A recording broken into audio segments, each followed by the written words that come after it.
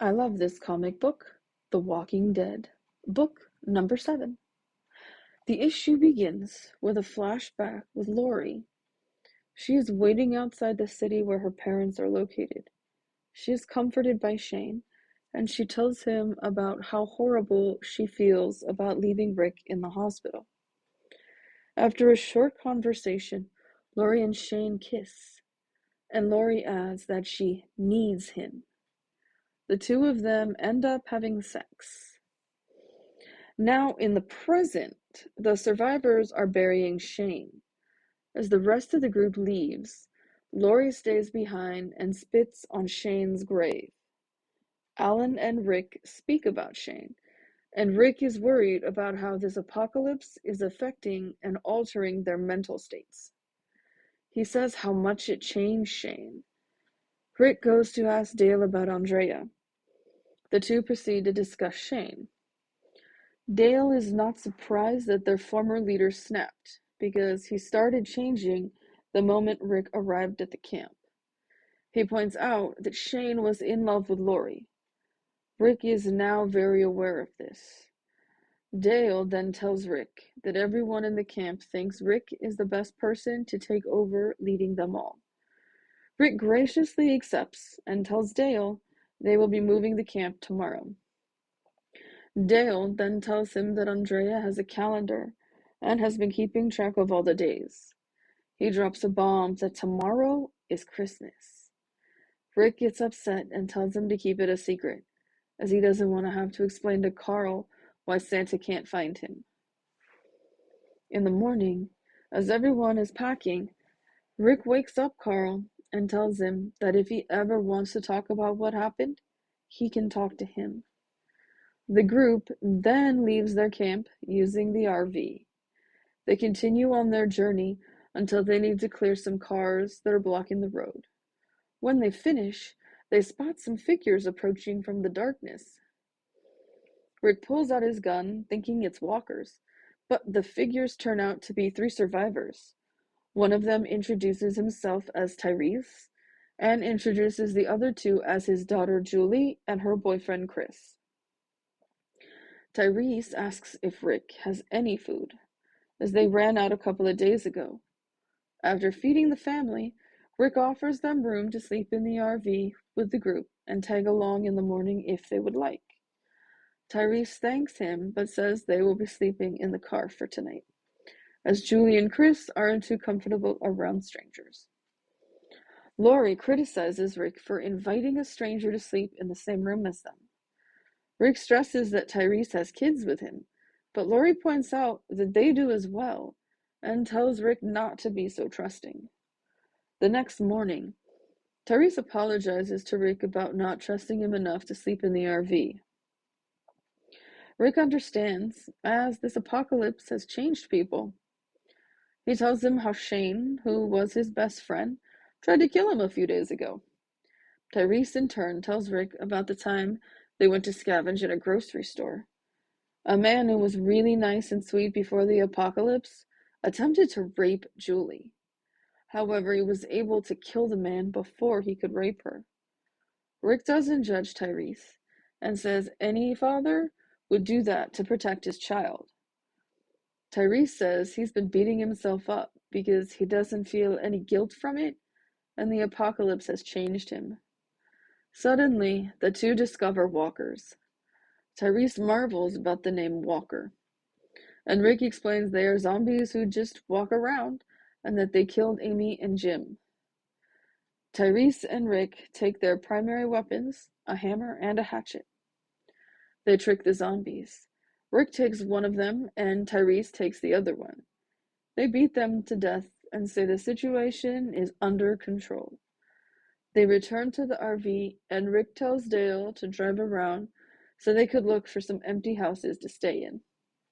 Suddenly, they discover a crashed car on the road. Rick thinks they have to start moving it aside if they want to safely get to safety before dark. Rick reveals he's glad they bumped into Tyreese and his family. They came in handy, especially because Tyreese is strong. Carol and Tyreese are having some eye contact and do a little flirting. At night, Tyreese says that Rick and his group have a lot of food. Rick says he has to thank Glenn for that. Glenn gets shy and says he was just doing his part, but Carol thinks they'd be much worse off without him. Tyreese agrees. He and Carol hold hands, and Glenn seems awful. Rick thinks it's honorable that Glenn risks his life for others and supplies. While Rick is talking about finding Lori and Carl, Lori walks away. Rick catches her and asks what is wrong. Lori reveals that she is pregnant.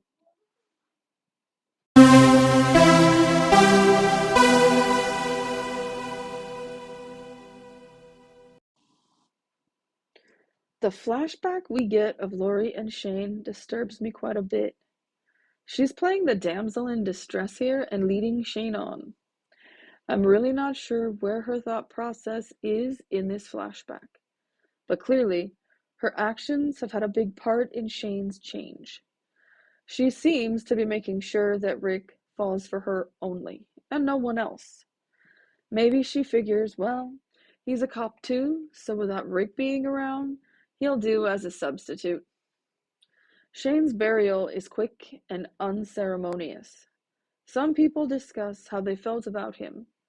Across the board, everyone who followed him now hates him. His attempt at a romance with Lori is what has soured them. They are not aware that Lori basically made the first move to ensure that he would be with her instead of any other woman in the group. The first thing Rick does as leader is decide to move them to a safer location. This location is not determined yet, but this close to a big city that has millions of walkers in it is not safe. They use Dale's RV like a bus. On the road, they wind up meeting 3 other survivors. It turns out to be a father, his daughter, and her boyfriend. Rick immediately bonds with and trusts this man. Lori does not feel the same and becomes angry when Rick wants to help them. Later, the two discuss how the apocalypse has changed them and others. The stories they share are of Shane's change, which was not all just from the apocalypse, unbeknownst to Rick.